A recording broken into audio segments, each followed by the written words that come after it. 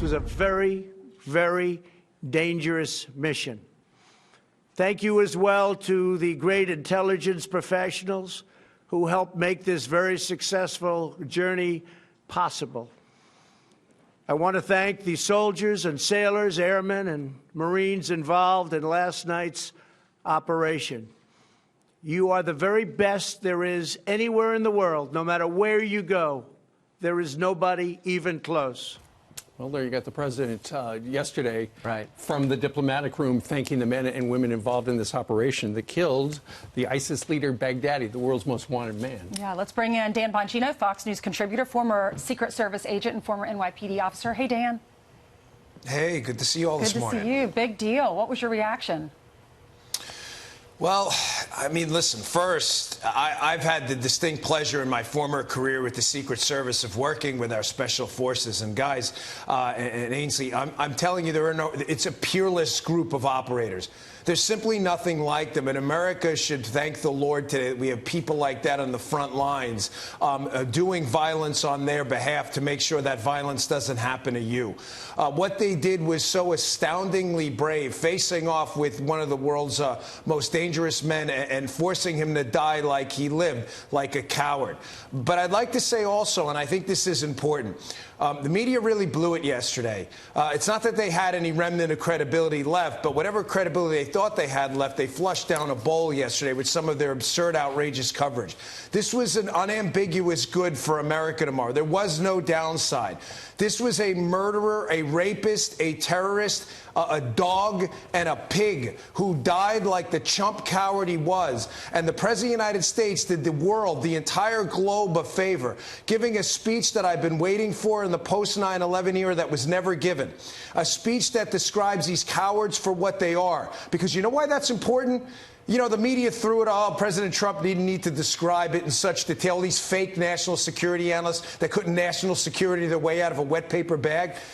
President Trump needed to do that. They used their faux bravado, their fake bravado, their fake courage, these terrorist chumps and dogs. They use it to recruit other members. President Trump went out there for the first time and described these dogs, these whimpering cowards, for what they are. When they're staring down the barrel of a .556 rifle or a .223 from one of our guys, all of a sudden they turn into the whimpering chumps they are. And thank God President Trump told everybody what these chumps really look like. Well, I think you're inaccurately describing al-Baghdadi, because I read the Washington Post headline and I have a different view. Here he is. Well, they got it right at the first. Yeah, here it is. Baghdadi, Islamic State's terrorist-in-chief, dies at 48. Well, that's the one you're describing. But then they later would say Baghdadi, austere religious scholar at the helm of Islamic State, dies at 48, as if he had a blockage in his aorta. Yeah, and I read the piece, Brian. The headline's bad. The piece is even worse.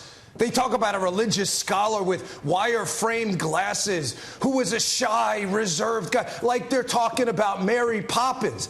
This was a terrorist, rapist thug. This was a guy. Look at his beard. His beard said he was about to act. See the red in his beard? That was the last time we saw him. Like, he was about to launch an attack. Yeah, like it's Grizzly Adams or something. Beard. This guy was a terrorist thug who would cut the head off an innocent man at the drop of a hat.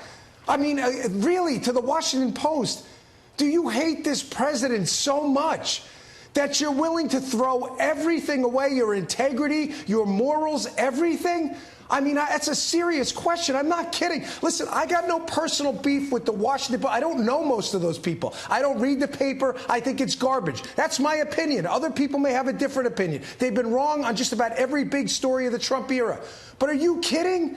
We just killed one of the world's most dangerous people who would, at a moment's notice, kill thousands, tens of thousands of Americans, and you write about his wire-framed glasses and his beard?